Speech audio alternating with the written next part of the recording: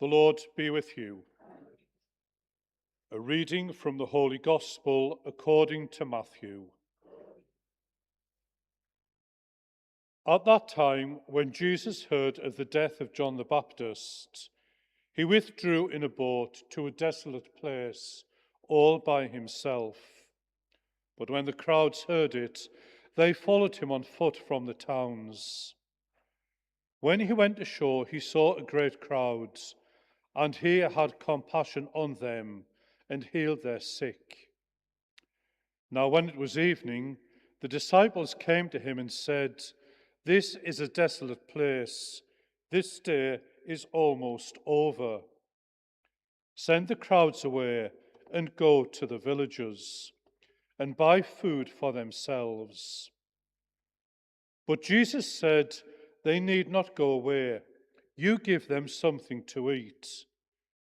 They said to him, "We have only 5 loaves here and 2 fish."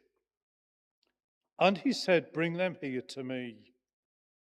Then he ordered the crowds to sit down on the grass, and taking the 5 loaves and the 2 fish, he looked up to heaven and said the blessing. Then he broke the loaves and gave them to the disciples, and the disciples gave them to the crowds. And they all ate and were satisfied. And they took up 12 baskets full of the broken pieces left over. And those who ate were about 5,000 men, besides women and children. The Gospel of the Lord.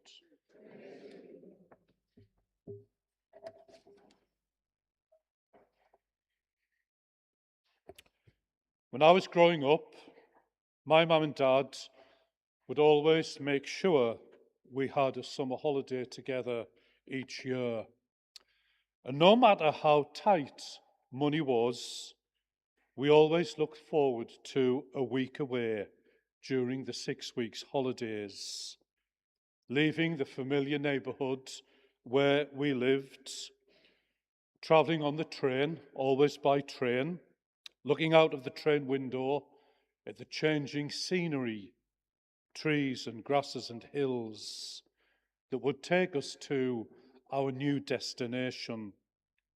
We always went to places like Scarborough or Bridlington, Blackpool, Berwick, or parts of North Yorkshire, somewhere different each year. And we always looked so forward to that week away. And as soon as we arrived at the hotel or the guest house where we were staying, the 4 of us would fight over who was having the best bunk bed. We'd jump up and down on them. Then we'd unpack our cases. And then would come the non-negotiable.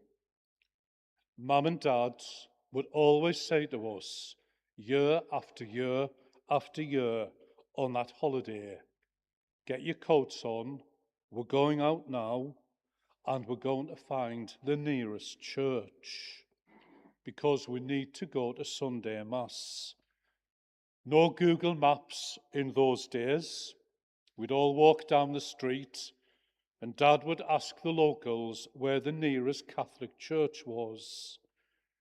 And once we'd found it, we'd stand and look at the notice board outside, and Dad would write down the times of the Sunday Masses. And then, most often or not, we'd try the church door, and the door was always open.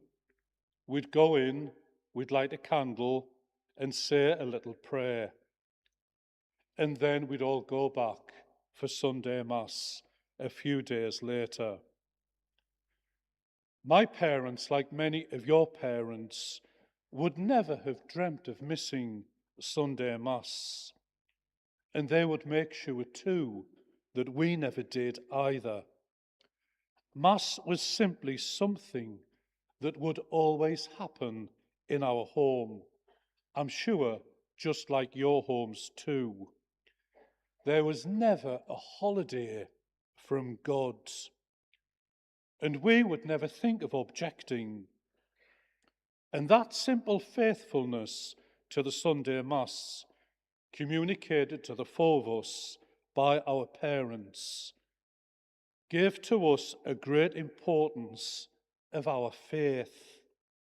And it was a powerful example, much more powerful than any lecture ever could be, on the importance of having God even when you were on holiday. I'd like to share with you a little experience I had on one of my favourite holidays. I'd always wanted to walk the Camino Way, which is a 500-mile path across the top of Spain. It begins on the border in northern France, and it finishes at a place called Compostela, where St. James the Apostle is buried. I'd read about it for years, this holy path leading to the body of St. James. And about 8 years ago, I had the opportunity of walking the Camino Way. It was an amazing experience. And the highest point of the Camino Way, as I say, is in the mountains of northern Spain. And on this particular day, we had to climb over 3,000 feet to take the path where we needed to be. And right at the top of this mountain was a tiny, tiny little village. It was amazing as we walked above the clouds. And in this village was a tiny little church. And the village was called El Chibrero. And people said to us, go into the church. It's a really special church.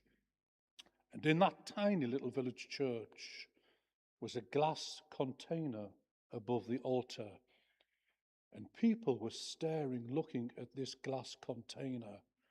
And it had what looked like to me was a red liquid in it. And next to it was a picture, a drawing of a priest, of a man with a little dog. And in that church is the miracle of El Chibrero. And the true story is that on one terrible winter's night, the priest went to lock the church. And he thought to himself, well, no one will possibly come up this mountain tonight for Mass. Nobody in their right mind will take the time to climb up here in this blizzard. And the priest was just about to lock the church door when suddenly the handle lifted and a little old man walked in, covered in snow, his big coat, with his little dog. And the priest began to play war with him. He said, you've walked up here in all this snow just to come to Mass. And the little old man said, Father, it's Sunday. I always come to Mass on a Sunday. So the priest thought to himself, well, I'll have to do Mass now for this one person. And it was during that celebration of Mass that the consecrated host turned into the blood-like flesh of Christ. And to this day, that Eucharistic miracle is kept above the altar in what is from the blood group A.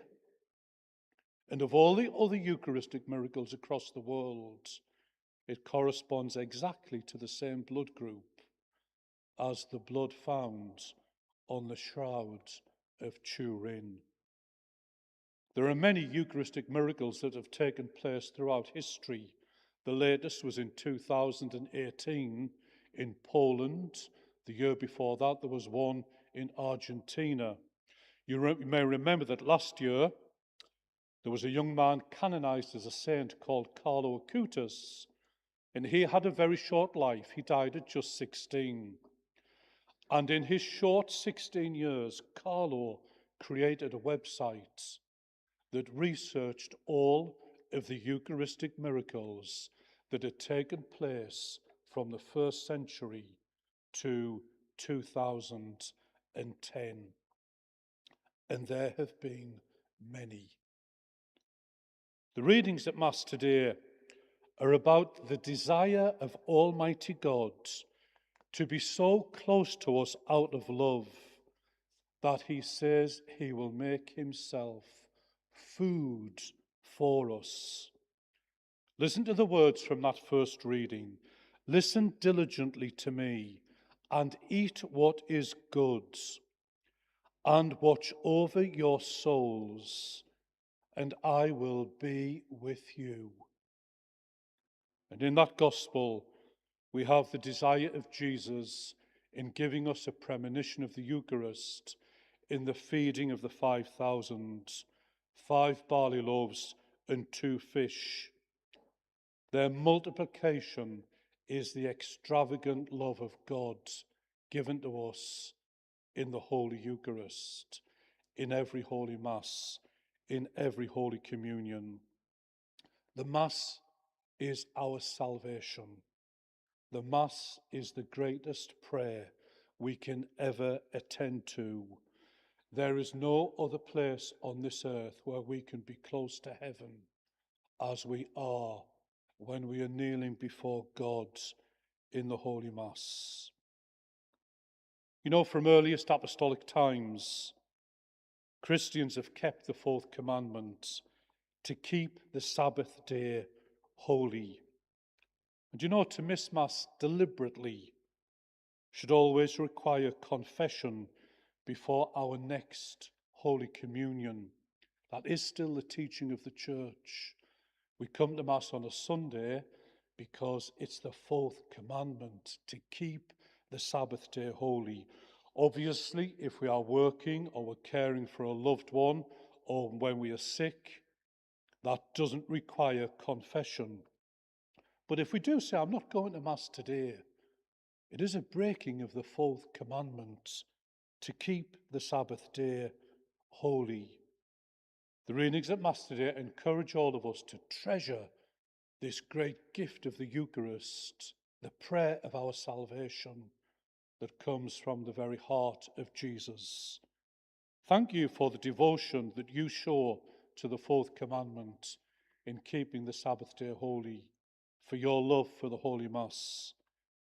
And let's encourage people in our families, amongst our friends, to look again at the Mass and to see the great miracle that takes place in our hearts when we are here with the Lord.